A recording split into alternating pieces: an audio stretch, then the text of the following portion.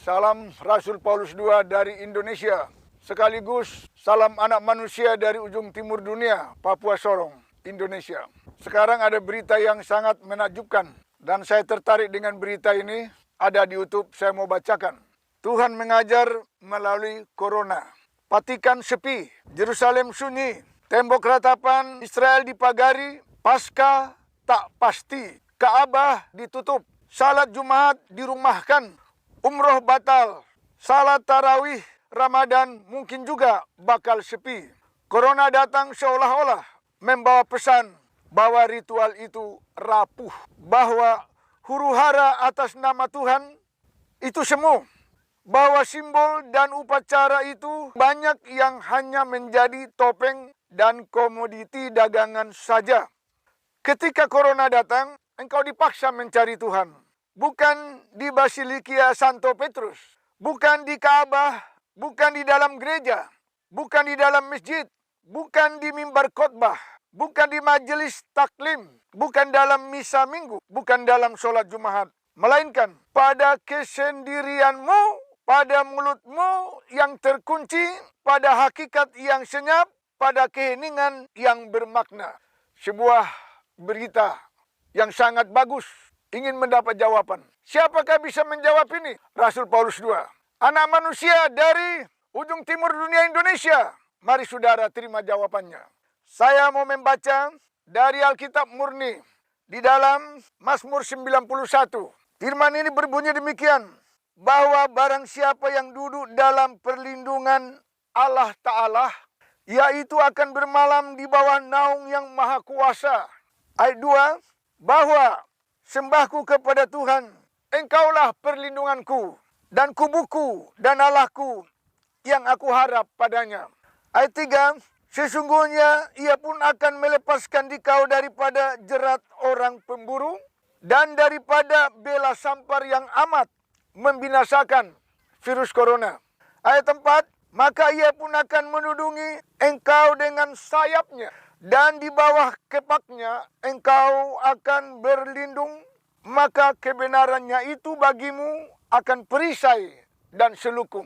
Kebenaran dari firman Allah. Ayat 6, bahwa tiada usah engkau takut akan hebat malam, dan akan anak panah yang terbang pada siang. Anak panah yang terbang pada siang bisa peluru, bisa virus, apa saja untuk membinasakan manusia. Di masjid dibinasakan, di gereja dibinasakan, di mana saja manusia itu ada sebab itu tidak bisa melindungi. Yang bisa melindungi hanya Allah.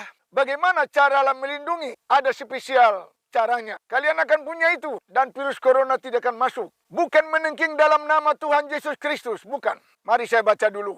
Namakan bela sampar yang beridar-idar dalam kegelapan, atau akan mara bahaya yang membinasakan pada waktu tengah hari. 7, 1.000 orang akan jatuh pada sisimu, dan selaksa orang pada kananmu. 100.000 orang sebelah kanan jatuh mati kena virus corona. Dan ada virus yang lain lagi nanti yang lebih hebat dari corona. Nanti kalian akan dengar dari ayat Alkitab ini. Maka kepadamu tiada itu akan sampai. Tidak kena. 8, sahaja engkau akan melihatnya dengan matamu, serta memandang akan hal orang jahat itu dibalas. Jadi sasaran target pertama adalah orang jahat. Siapa orang jahat ini? Adalah orang-orang yang beragama. Apakah itu yang beragama Kristen, apakah yang lain? Seluruh manusia beragama itu jahat di mata Allah, sebab banyak mereka melanggar kebenaran firman Allah, kesucian dari firman-Nya. Yang begitu banyak adat-adat. Di dalamnya itu ada okultisme, ada animisme. Itulah kebencian Allah. Sehingga mereka kemasukan iblis yang datang. Mereka ini target. Dan orang-orang yang lain. Yang menengking di dalam nama Tuhan Kristus, tetapi mereka jahat hidupnya. Tidak bertobat kepada Allah. Nanti kita dengar. Saya lanjutkan dulu. Ayat 9. Sesungguhnya engkaulah perlindunganku ya Tuhan, bahwa engkau sudah mengambil Allah Ta'ala akan tempatmu berlindung. Agama Kristen belum menemukan tempat perlindungannya. Orang yang menengking dalam nama Tuhan Yesus Kristus juga belum punya perlindungan di dalam keselamatannya. Oh, kalian bilang sudah nama Tuhan Yesus perlindungan? No, tunggu dulu. Orang yang menengking dalam nama Tuhan Yesus Kristus malah itu yang kena target. Yang berbuat mujizat tanda ajaib dalam nama Yesus kena target. Ayat Alkitab menulis, aku tidak kenal kamu, kamu jahat. Aku hanya pakai kamu. Dan kau pakai nama aku mengusir. Tapi karena kau jahat, kau target. Kalian terkejut mendengar Rasul Allah. Anak manusia ini menunjukkan ayat yang belum pernah kalian baca. Dan belum pernah kalian temukan itu dalam arti yang sesungguhnya. Saya lanjutkan. 11, karena ia pun akan berfirman kepada malaikatnya dari halmu supaya dipeliharakannya di kau pada segala jalanmu. Malaikat apa? Hayalan kalian malaikat Allah datang melindungi. Sebetulnya malaikat itu bukan sebuah oknum pribadi. Malaikat pelindung tidak ada gunanya melindungi. Sedangkan manusia berdosa ini melanggari ayat-ayat firman kebenaran kesucian Allah. Jadi malaikat itu apa? Hanya dua. Firman kebenaran Allah jangan langgar. Dan kuasa Roh Kudus. Firman dan kuasa Roh Kudus inilah sebagai pelindung manusia. Bukan malaikat yang diutus melindungi. Tetapi melanggar ayat-ayat Alkitab saja manusia itu. 12, maka mereka itu akan menatang engkau di atas tangannya supaya jangan terantuk kakimu kepada batu. 13, maka engkau akan memijak-mijak singa ganas dan ular bisa. Dan engkau akan melaknatkan singa yang garang dan ular naga di bawah kakimu. Ini bukan letter luck. Arti rohani adalah memijak-mijak singa ganas. Ular berbisa adalah mulutmu berbisa, berdusta. Kau mesti pijak itu. Singa ganas adalah tabiat berdosamu. Kau mesti pijak itu. Apa gunanya kau menengking dalam nama Tuhan Yesus Kristus? Sedangkan kau berdosa terus. Mulutmu berbisa berdusta. Kau tidak dilindungi. 14, oleh sebab ia rindu akan daku, maka aku akan meluputkan dia. Kerinduan membuat luput. Nanti dari kerinduan dapat apa? Ada dapat sesuatu. Itulah perlindungan. Sayap naungan kuasa Allah. 15, apabila ia bersuruh kepadaku, maka aku akan menyahut kepadanya. Dalam hal kepicikan aku akan menyertai dia dan membantu dia. Dan aku akan mempermuliakan dia. 16, maka aku akan memuaskan dia dengan lanjut umur, panjang umur. Dan menunjukkan kepadanya selamatku. Satu ayat. Saya mau membacakan ayat yang ada dari berita tadi. Yaitu mengenai Ka'bah. Ini ada di dalam kitab Nabi Yeremia pasal 7. Ini tentang Ka'bah. Yeremia 7 ayat 1 sampai ayat 5. Bahwa inilah firman yang telah datang kepada Yeremia daripada Tuhan, bunyinya. Pergilah engkau berdiri di pintu rumah Tuhan, di pintu rumah Ka'bah, di rumah pintu gereja, di rumah piara, kelenteng. Itu arti pintu-pintu itu. Serukanlah di sana perkataan ini, bunyinya. Dengarlah olehmu firman Tuhan, hei segenap orang Yahudi, hai Israel. Yang berikut, hai seluruh dunia penduduk bumi. Hai kamu yang masuk daripada pintu ini akan meminta doa kepada Tuhan. Ini peringatan. 3, demikianlah firman Tuhan serwa sekalian alam. Allah orang Israel, betulkanlah olehmu segala jalanmu. Yang masuk Ka'bah, yang masuk gereja. Dan segala perbuatanmu. Banyak dusta, banyak dosa, banyak salah di keagamaanmu. Menipu, berpolitik jahat. Membunuh, membantai manusia. Dan segala perbuatanmu, jalanmu, maka aku akan memberi kamu duduk dengan sentosa di tempat ini kalau diperbaiki. Kalau tidak, sentosa tidak ada. 4, janganlah kiranya kamu percaya akan perkataan penipu. Dengan bunyinya, inilah Ka'bah Tuhan, Ka'bah Tuhan, Ka'bah Tuhan. Itu perkataan penipu. Ini Ka'bah Tuhan, Ka'bah Tuhan. Ini rumah Tuhan, ini rumah Tuhan. Ini rumah doa, ini rumah doa, ini rumah doa. Tapi tidak ada Allah di sana. Ayat 5, tetapi jikalau kamu membetulkan segala jalanmu dan segala perbuatanmu dengan sebenarnya, jikalau kamu memutuskan hukum yang adil di antara orang dengan kawannya, 6, jikalau tiada kamu menganiaya akan orang dagang, dan anak piatu dan perempuan janda, dan tiada menumpahkan darah orang yang tiada bersalah di tempat ini. Dan tiada kamu menurut dewa-dewa akan jahat dirimu sendiri. Orang yang mengikuti dewa-dewa itu adalah kejahatan sendiri. Dewa-dewa adalah yang mendewakan, memberhalakan apa itu manusia, apa itu imam, apa itu pastor, apa itu paus, apa itu pendeta. Tidak boleh mendewakan manusia. Ayat 7, maka aku akan memberi kelak kamu duduk selama-lamanya dengan sentosa di tempat ini di tanah yang kukaruniakan kepada nenek moyangmu. Satu ayat lagi dalam perjanjian lama, Amos pasal 5 ayat 1 sampai 5. Dengarlah olehmu bunyi sebiji ratap ini yang kuangkat atas kamu, hai bangsa Israel. Waktu itu dulu umatnya. Sekarang seluruh dunia ini umat Allah. Mau beragama maupun tidak beragama, itu adalah umat Allah. Turunan Adam dan Hawa. Mau diselamatkan. Ayat 2, bahwa putri Israel sudah jatuh, tidak dapat ia bangun pula. Ia sudah tercampak kepada tanah, seorang pun tiada yang mengangkat akan dia. Ayat 3, karena demikianlah firman Tuhan Hua. Adapun orang isi negeri yang keluar 1000, itu akan tinggal 100. Dan yang keluar beratus itu akan tinggal 10 di antara bangsa Israel. Itu dulu pernah terjadi. Ini akan terjadi lagi untuk generasi berikut. 4, maka sebab itu firman Tuhan kepada bangsa Israel demikian. Carilah aku Allah, dan hiduplah. Kalau menemukan Allah yang hidup, Allah itu bersuara kepadamu. Kalau kau tidak mendapat Allah yang hidup, Allah tidak bersuara, berarti Allah itu mati, kau tidak punya Allah. Kalau dikatakan carilah Allah yang bersuara supaya kau hidup karena kau akan mendengar suaranya. Itu maksudnya. Ayat 5. Tetapi jangan kamu cari Baitel. Jangan cari bait rumah. El Allah. Jangan cari rumah Allah. Jangan cari gereja organisasi.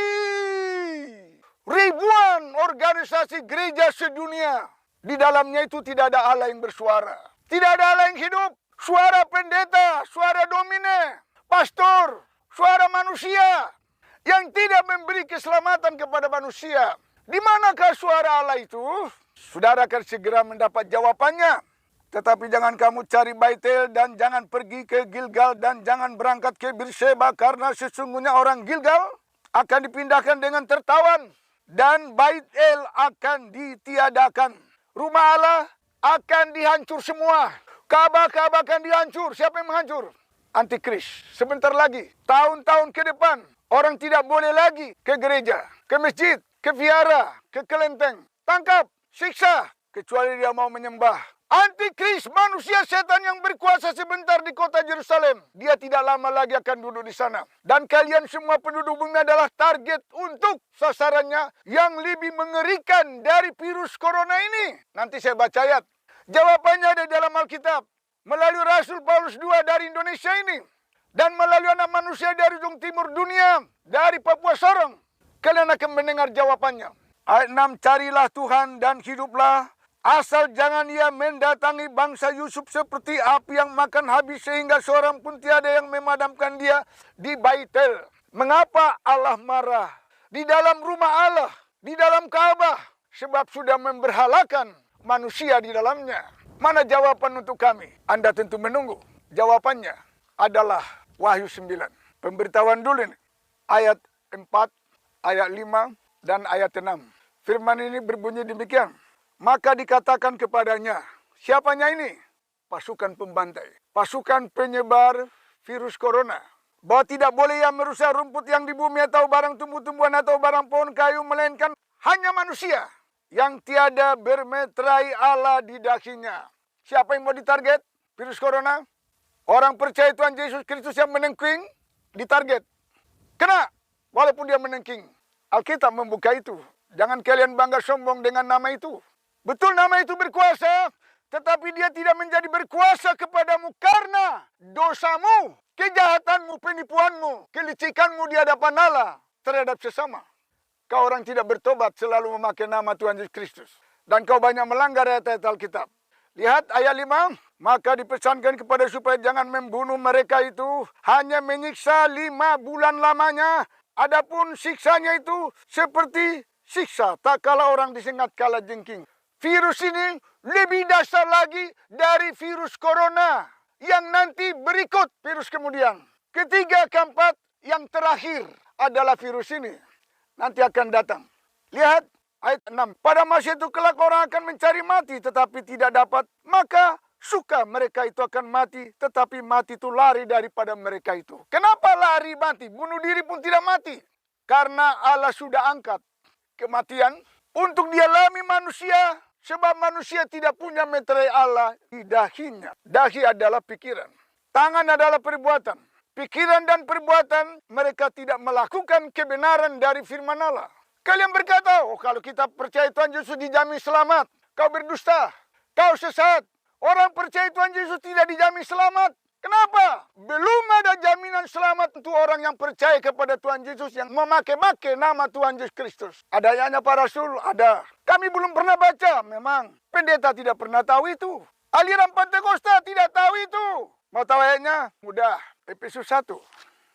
Ayat 13, 14. Di dalam dia, kamu juga setelah kamu mendengar sabda kebenaran, yaitu Injil keselamatan kamu, tak kala kamu sudah percaya, maka kamu sudah dimeteraikan dengan Roh Kudus yang dijanjikan itu. Para pendeta sedunia membaca ayat ini. Semua orang sudah percaya Tuhan Yesus, sudah dimeterai dengan Roh Kudus. Dusta, menipu, berbohong, sesat. Belum. Orang percaya Tuhan Yesus tersendiri satu. Baptisan Roh Kudus, meterai Roh Kudus tersendiri kedua. Bukan otomatis. Inilah kesesatan agama-agama Kristen sedunia. Sehingga jemaat-jemaat tertipu. Orang percaya Tuhan Yesus belum ada jaminan selamat. Karena ayat 14 mengatakan, maka ia itu adalah meterai Roh Kudus tadi. Baptisan Roh Kudus tadi. Maka ia menjadi jaminan atas warisan kita bagi penebusan yang menjadikan kita milik Allah. Akan mendatangkan puji kepada kemuliaannya. Kalau orang belum dibaptis Roh Kudus, orang percaya Tuhan Yesus, belum ada jaminan untuk selamat, kata ayat Alkitab. Belum sah menjadi milik Allah karena belum dimeterai, belum disegel. Segel negara ini adalah Rp6.000. Itu segel, berlaku hukum. Orang percaya Tuhan Yesus, belum ada segel baptisan Roh Kudus, tidak ada jaminan selamat. Itu masih milik iblis, milik dunia. Apa itu meterai Roh Kudus? Meterai Roh Kudus adalah baptisan Roh Kudus. Dengan tanda berkata-kata berbagai-bagai bahasa, bukan berkarunia lidah. Sebagaimana yang diilhamkan oleh Roh untuk dituturkannya dalam bahasa-bahasa bangsa-bangsa yang ada di dunia. Lalu setelah itu, dilatih mulutnya berglosolalia, berkata-kata berbagai-bagai bahasa yang asli. Akhirnya, Tuhan rubah jadi berkata-kata berbahasa Indonesia menurut sukunya, berbahasa Jerman menurut sukunya. Barulah dia memiliki suara Allah di dalam dirinya. Suara Allah inilah perlindungan. Suara Allah ini adalah naungan yang maha kuasa. Kepaknya, sayapnya, kuasa Roh Kudus. Siapakah di Indonesia ini, di luar negeri? Adakah orang yang sudah terbaptis Roh Kudus? Bertanya jawab dengan Allah 1 kali 24 jam? Belum ada. Baru hanya di Pondok Nabi. 10 November 2003 ada di Sorong ini. Only one. Satu-satunya di muka bumi. Kalau ada, pergilah ke luar negeri. Minta pendeta itu berdoa kepada kalian supaya kalian terbaptis mendengar suara bisa bertanya jawab dengan Allah. Sedangkan pendeta-pendeta itu yang dipakai untuk mengusir setan, menyembuhkan orang sakit, membangkitkan orang mati pun tidak bertanya jawab dengan Allah. Mereka pun bernubuat. Mereka tidak bertanya jawab dengan Allah. Mereka hanya dipakai untuk menyampaikan pesan. Di mana ada orang bisa bertanya jawab dengan Allah? Hanya di Pondok Nabi. Tuhan Yesus memberkati. Pikul salib.